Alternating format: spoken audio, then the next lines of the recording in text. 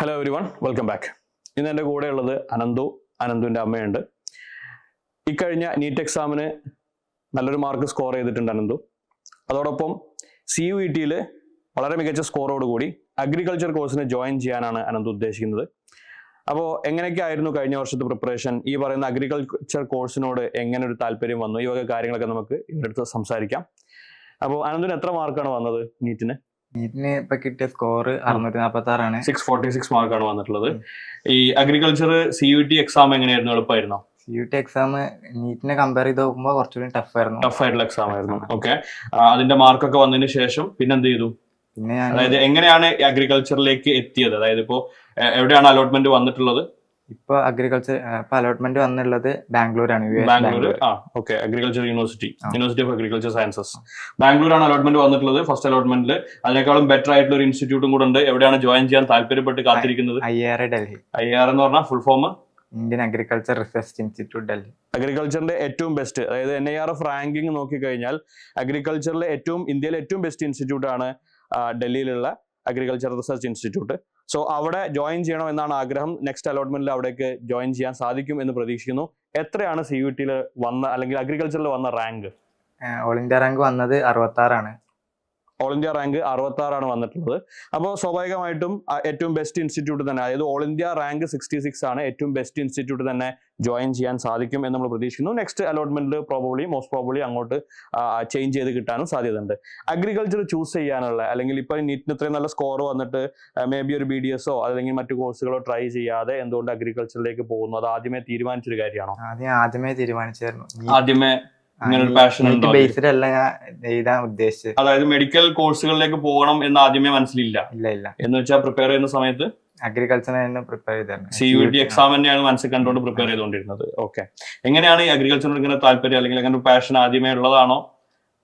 ആദ്യമേ അല്ല വെച്ചാൽ അങ്ങനല്ല, എനിക്ക് നീറ്റിനോട് വലിയ താല്പര്യം ഉണ്ടായിട്ടില്ല. ഓക്കെ, മെഡിക്കലിനോട് വലിയ താല്പര്യം തോന്നിയിട്ടില്ല, അതുകൊണ്ട്. അപ്പൊ ഞാൻ എന്തുകൊണ്ട് എഞ്ചിനീയറിംഗ് ചൂസ് ചെയ്തില്ല? എഞ്ചിനീയറിംഗ് പിന്നെ എടുത്തില്ല. ഓക്കെ, ഞാൻ കുറെ യൂട്യൂബിലൊക്കെ സെർച്ച് ചെയ്തായിരുന്നു വേറെ കോഴ്സസ്. ഓക്കെ, അപ്പൊ എനിക്ക് ബെറ്റർ ആയി തോന്നി അഗ്രികൾച്ചർ.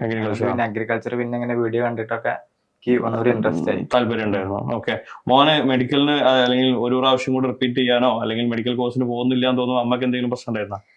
പ്രശ്നം വെച്ചാൽ ആദ്യം തന്നെ കഴിഞ്ഞ വർഷം ചേർത്താൻ വന്നപ്പോ തന്നെ അവന് മെഡിക്കലിനോട് വലിയൊരു താല്പര്യമില്ല. അപ്പൊ ആദ്യം മുതലേ അവൻ കുറച്ചൊരു ഇതായപ്പോ തന്നെ പറയണ്ട അഗ്രികൾച്ചർ ആദ്യം മുതലേ പറയണ്ട്. പക്ഷെ എനിക്ക് മെഡിക്കൽ ഇഷ്ടമായിരുന്നു. പക്ഷെ ഞാൻ അവൻ്റെ അടുത്ത് ഇങ്ങനെ പറഞ്ഞാലും അവനെ കൊണ്ട് പഠിക്കാൻ പറ്റുമോ? അവൻ അത്യം വലിയ കുഴപ്പമില്ല. പിന്നെ ഈ പറഞ്ഞ മാതിരി ഇവിടെ കൊടുന്ന് ചേർത്തിയപ്പോ തന്നെ നല്ല ഇതായിരുന്നു. ഈ ഹോസ്റ്റലും ഒക്കെ ഹോസ്റ്റലിലാണ് നിർത്തിയത്. നല്ല ഇതായിരുന്നു. പിന്നെ നമുക്ക് ഹോസ്റ്റലിന്റെ ഷെഡ്യൂൾ ഒക്കെ അനുസരിച്ച് വൃത്തിയായിട്ട് പഠിക്കാനും ചെയ്യാൻ പറ്റിയിട്ടുണ്ട്. ഹോസ്റ്റൽ ഉണ്ടായിട്ടാണ് ഇങ്ങനെ സ്കോർ കഴിഞ്ഞത്. വീട്ടിലാണെങ്കിൽ ഇതൊന്നും നടക്കൂല. അങ്ങനെയാണ്. വീട്ടിൽ എത്ര ആൾക്കാര്, മക്കള്? വേറെ 2 കുട്ടികളാണ്. ഇവനും മോള് താഴെ 9ാം ക്ലാസ്സിൽ. അപ്പൊ വീട്ടിലാവുമ്പോ ഈ പറയുന്ന പഠിക്കാനുള്ള അതായത് ഡിസ്ട്രാക്ഷൻസ് കൂടും. ഓക്കെ, അപ്പൊ ഹോസ്റ്റലിൽ നിന്ന് പഠിച്ചു, നല്ല മാർക്ക് വാങ്ങി, and still going for agriculture എന്നുള്ള തീരുമാനിച്ചിട്ടാണുള്ളത്. ഇത് കഴിഞ്ഞ് അഗ്രികൾച്ചർ കോഴ്സിൽ ജോയിൻ ചെയ്തതിനു ശേഷം എന്ത് ചെയ്യണമെന്ന് വിചാരിക്കുന്നു? അഗ്രികൾച്ചറിൽ ഇനി കൂടുതൽ പഠിച്ചിട്ട് റിസർച്ച് ചെയ്യാനാണ് താല്പര്യം. ഓക്കെ, അതിന് ഏറ്റവും പറ്റിയ ഇൻസ്റ്റിറ്റ്യൂട്ട് ആണ് ആക്ച്വലി. അതായത് ഇന്ത്യയിൽ തന്നെ NIRF റാങ്കിങ്ങിൽ അഗ്രികൾച്ചറിലെ ഏറ്റവും ബെസ്റ്റ് ഇൻസ്റ്റിറ്റ്യൂട്ട് ആണ്. സോ അങ്ങനത്തെ ഒരു സ്ഥാപനത്തിൽ പോയി പഠിച്ച്, അതായത് നമ്മൾ പുറത്തുള്ള ഏറ്റവും മികച്ച ഇൻസ്റ്റിറ്റ്യൂട്ടിൽ ചെല്ലുമ്പോൾ നമ്മൾ പഠിത്തം മാത്രമല്ല, ഒരുപാട് കാര്യങ്ങളിൽ, അതായത് അവിടെയുള്ള നമുക്ക് കിട്ടുന്ന കണക്ഷൻസ്, അവിടുത്തെ അധ്യാപകര്, അവിടുത്തെ പ്രൊഫസേഴ്സ്, അവിടെ കിട്ടുന്ന ഫെസിലിറ്റീസ്, ആ കാര്യങ്ങളൊക്കെ നന്നായിട്ട് യൂട്ടിലൈസ് ചെയ്ത് നല്ല രീതിയിൽ പഠിച്ച് ബെറ്റർ കോഴ്സുകൾ, അതായത് അതിന്റെ നമ്മുടെ PG കോഴ്സുകളും PhD പോലത്തെ കോഴ്സുകളും റിസർച്ച് ഒക്കെ ചെയ്തിട്ട് ഉഷാറായിട്ട് വരാം. വേറെ എന്തെങ്കിലും പറയാനുണ്ടോ? കൂട്ടിച്ചേർക്കാനുണ്ടോ അമ്മയ്ക്ക്? ഓക്കെ, വേറെ ഇവിടെ യൂണിവേഴ്സിറ്റിയിൽ ഇവിടെ വന്ന് പഠിച്ചുകൊണ്ടാണ് എനിക്ക് ഇങ്ങനെ ഒരു ഇതുണ്ടായത്, മീൻസ് ഇത്ര ഒരു മാർക്ക് കിട്ടിയത്. ഞാൻ ഒന്ന് യൂണിവേഴ്സിറ്റി ചൂസ് ചെയ്യാനുള്ള കാരണം, ഒന്ന് ഇവിടെ എനിക്ക് എടുത്തായിരുന്നു, പോയി വരവൊക്കെ സുഖമായിരുന്നു. ഇപ്പൊ വീട്ടിലേക്ക് ഇടയ്ക്കൊന്ന് പോണച്ചാ അങ്ങനെ പോവാ. പിന്നെ യൂണിവേഴ്സിറ്റിയിൽ നല്ല ക്വാളിറ്റി എഡ്യൂക്കേഷൻ ഒക്കെയാണ് പ്രൊവൈഡ് ചെയ്യുന്നത്, നല്ല സിസ്റ്റം ഉണ്ട്. അതുകൊണ്ട് നമുക്ക് പഠനത്തിന് ഒരിക്കലും നമ്മൾ ലാഗ് ആവില്ല. എക്സാംസിന്റെ കൃത്യമായിട്ട് ഷെഡ്യൂൾ ഫോളോ ചെയ്ത് പിന്നെ ഇടയ്ക്കിടയ്ക്കായിട്ട് എക്സാം കൊണ്ട് നമുക്ക് നമ്മളെ വിലയിരുത്താം, നമ്മളെ എവിടെ എത്തി പഠിച്ചിട്ട്.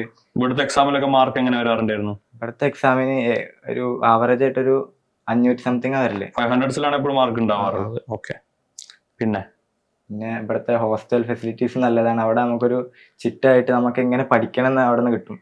പിന്നെ നമ്മളെ കൂടെ ഉള്ളവർ പഠിക്കണ കണ്ട നമുക്കൊരു ഇത് കിട്ടും, പ്രചോദനമാവും. നമ്മൾ ഒറ്റയ്ക്ക് ഇരിക്കാൻ അല്ലെങ്കിൽ നമുക്ക് വെറുതെ ഇരിക്കാൻ തോന്നൂല, പറ്റൂല, എല്ലാരും കൂടെ ഇരുന്ന് പഠിക്കുന്ന ആൾക്കാരാകുമ്പോ. ഓക്കെ, ഏതായാലും ദാറ്റ്സ് ഓൾ. പിന്നെന്താ പറയാനുള്ളത്? ടീച്ചേഴ്സിന്റെ സപ്പോർട്ട് ഉണ്ട് കുറെ.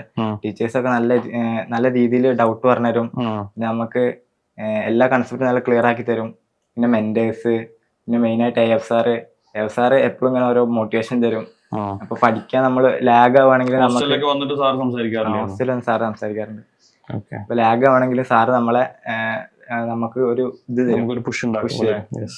ഏതായാലും അനന്തുവിന് നല്ല ഇൻസ്റ്റിറ്റ്യൂട്ടിൽ ജോയിൻ ചെയ്ത് നല്ല രീതിയിൽ പഠിക്കാൻ സാധിക്കട്ടെ എന്ന് ആശംസിക്കുന്നു. That's all. Thank you.